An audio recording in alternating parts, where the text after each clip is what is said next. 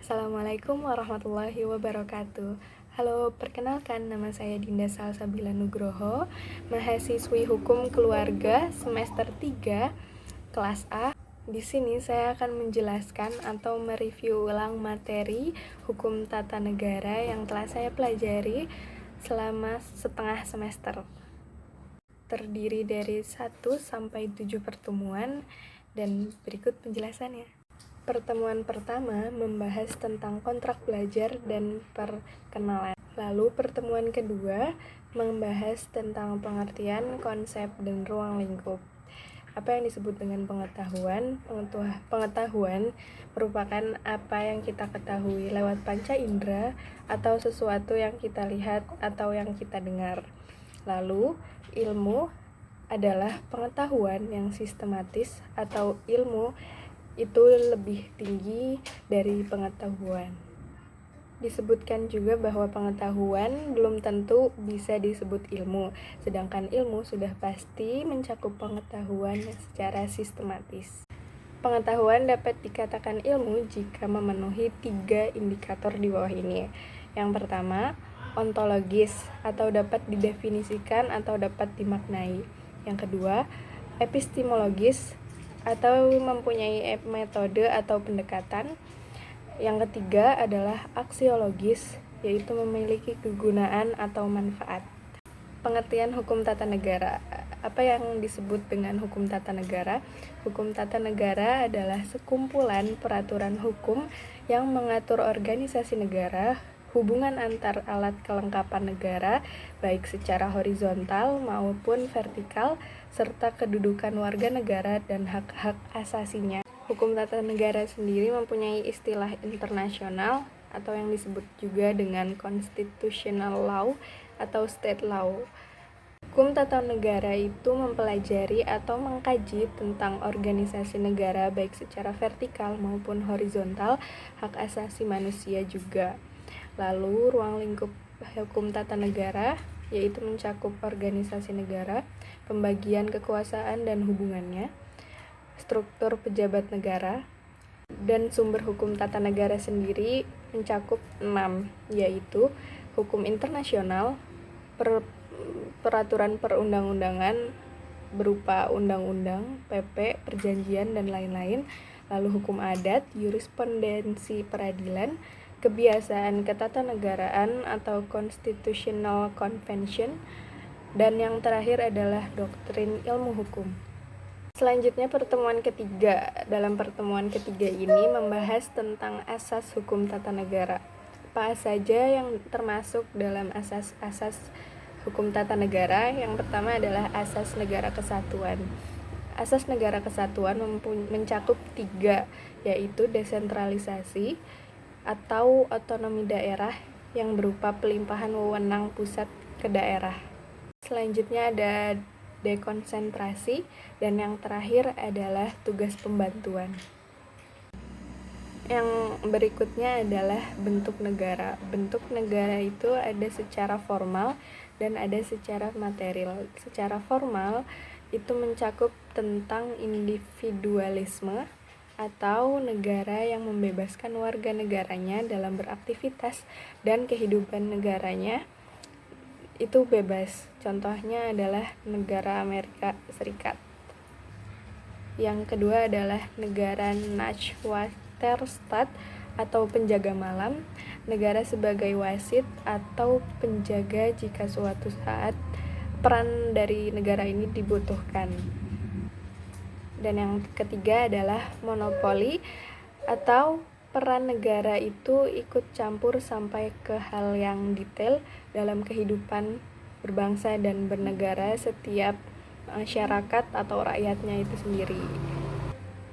Selanjutnya ada bentuk negara secara material. Bentuk negara secara material itu ada yang pertama kolektif atau bersifat konsensus antara rakyat dengan pemerintah. Yang kedua, ada dominasi negara atau negara itu mendominasi dan bersifat memaksa. Dan yang terakhir adalah welfare state atau masyarakat sejahtera. Selanjutnya ada pertemuan keempat, Dalam pertemuan keempat ini membahas tentang tipe dan bentuk susunan negara. Macam-macam bentuk negara kesatuan, yaitu yang pertama vertical management model, itu contoh negaranya adalah Inggris dan Jepang. Yang kedua, central representative model, yaitu negara yang menganut sistem ini adalah Swedia, Spanyol, dan Denmark. Dan yang ketiga adalah unification model, yang contoh negaranya adalah Belanda. Dan yang terakhir adalah mixed model, yang contoh negaranya adalah Prancis. Adapun karakteristik negara kesatuan yaitu konstitusi yang berlaku hanya satu. Hanya memiliki satu pemerintahan di tingkat pusat, lalu satu kewarganegaraan, dan memiliki satuan pemerintahan lokal yang merupakan subdivisi pemerintahan pusat, namun tetap pemerintah pusatlah yang mendominasinya. Selanjutnya ada negara bagian.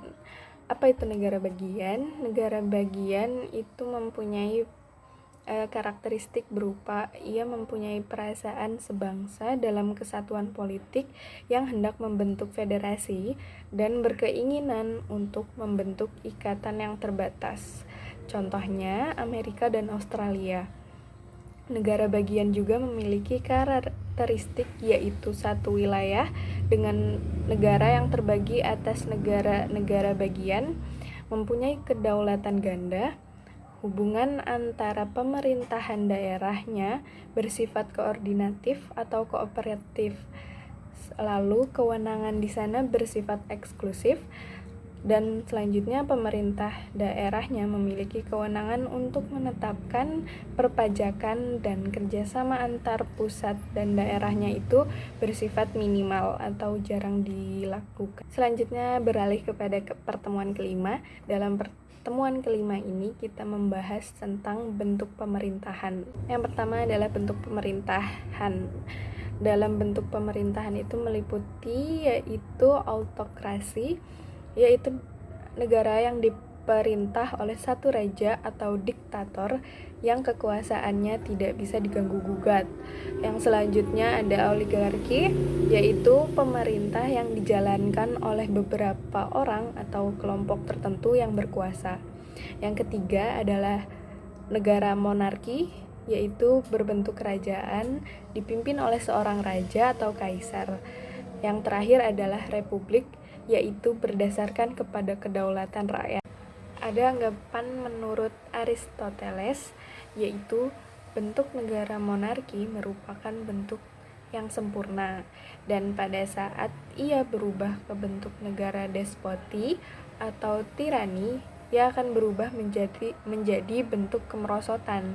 Selanjutnya ada bentuk negara aristokrasi, merupakan bentuk sempurna, dan saat ia berubah ke bentuk negara oligarki atau plutokrasi, berubah juga ia akan menjadi negara yang berbentuk kemerosotan.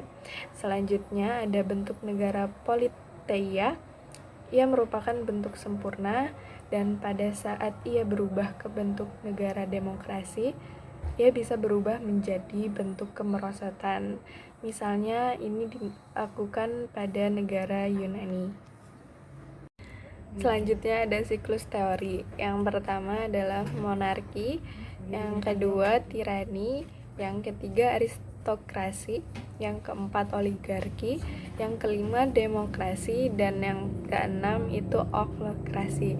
Semuanya membentuk lingkaran vertikal di mana saling berkesinambungan, atau jika dideskripsikan, yang pertama berputar dari monarki, dipegang oleh seorang yang berkepentingan atas dasar keluarga atau keturunan. Lalu ada tirani, di sini terjadi penyimpangan di mana kemudian ada aristokrasi, di mana kepemimpinan dipegang oleh orang yang memiliki kepentingan dan kekuasaan atau sering disebut dengan oligarki. Dilanjut dengan demokrasi, yaitu kembali ke publik. Dan terakhir oklokrasi, di mana setiap orang ingin mengatur dan pemerintah ingin bebas. Lalu, apa yang disebut dengan sistem pemerintah? Sistem pemerintah adalah sistem yang mengatur hubungan antar lembaga negara. Terbagi menjadi dua, yaitu yang pertama presidensil, di mana kepala negara sebagai kepala pemerintah, parlemen dan pemerintah sejajar, sehingga tidak ada kaitan pertanggungjawaban di antaranya. Menteri diangkat juga bertanggung jawab dengan presiden. Dan yang kedua adalah parlementer, di mana kepala negara sebagai simbol pemersatu bangsa, sehingga presiden bukan kepala pemerintah. Oleh karenanya, pemerintah dikepalai oleh Perdana Menteri, kabinet bertanggung jawab kepada parlemen, kedudukan kabinet atau eksekutif itu lebih rendah daripada parlemen. Selanjutnya ada pertemuan ke-6, di mana pertemuan ke-6 ini membahas tentang negara demokrasi dan autokrasi modern. Yang pertama ada autokrasi modern, yaitu suatu bentuk pemerintahan yang memiliki karakter yang berbeda dengan demokrasi modern. Ia lebih kepada kekuasaan tunggal. Karakteristik dari autokrasi modern adalah memiliki sistem satu partai atau partai tunggal, artinya agak mirip dengan oligarki namun berbeda dalam pelaksanaannya. Yang kedua, ia menghimpun kekuasaan sebesar mungkin pada tangan negara. Yang ketiga, organisme yang dianggap sebagai suatu kesatuan yang mempunyai dasar-dasar hidup serta kehidupan dan mempunyai kepentingan sendiri serta kepribadian sendiri. Dan yang terakhir adalah penentuan wakil rakyat masih dominan penguasa. Dan eksekutif modern adapun negara yang menganut ini adalah salah satunya Jerman. Lalu selanjutnya ada demokrasi modern. Kebalikan dari autokrasi modern, contoh negara yang menganut sistem demokrasi modern adalah Indonesia. Karakteristik dari demokrasi modern yaitu yang pertama sistem multipartai, yang kedua penyelenggaraannya berdasar atas kekuasaan rakyat, dan yang ketiga individu mempunyai peran pokok dalam kegiatan berbangsa dan bernegara, dan ciri-ciri yang terakhir adalah undang-undang menjadi dominasinya. Dan yang terakhir ada pertemuan ke-7 yang membahas tentang pembagian kekuasaan dan lembaga negara. Menurut Maurice Duverger, perlu adanya pembatasan kekuasaan agar tidak terjadi penyalahgunaan kekuasaan. Setelah dilakukan pembatasan, lalu ada pembagian kekuasaan. Lalu, dalam hal ini ada syarat-syarat dalam pelaksanaan pembatasan kekuasaan menurutnya, yaitu yang pertama langsung yaitu pemilihan penguasa atau pembagian kekuasaan tidak lagi terjadi pada lembaga yang supervaler. Dan yang terakhir adalah kontrol yurisdiksional atau pengawasan yang lebih ketat. Lalu ada menambah kekuasaan yang diperintah supaya tidak adanya pemberontakan atau revolusi. Dan yang terakhir ada pengendalian kelaliman penguasa dari masyarakat, sehingga baik secara internal maupun eksternal. Pembagian kekuasaan dan lembaga negara juga dikemukakan oleh ahli politik yaitu Montesquieu yang mengemukakan mengenai trias politika. Ia membagi pembagian kekuasaan dan lembaga negara menjadi 3. Yang pertama adalah eksekutif, yaitu kekuasaan pembuat undang-undang, contohnya presiden. Yang ketiga adalah legislatif, yaitu kekuasaan yang melaksanakan undang-undang termasuk membuat rancangan peraturan perundang-undangan, contohnya DPR. Dan yang terakhir adalah yudikatif atau kekuasaan kehakiman. Ia mengadili atas pelanggaran-pelanggaran yang pada undang-undang, contohnya kehakiman atau pengadilan. Sekian review materi dari saya. Wassalamualaikum warahmatullahi wabarakatuh.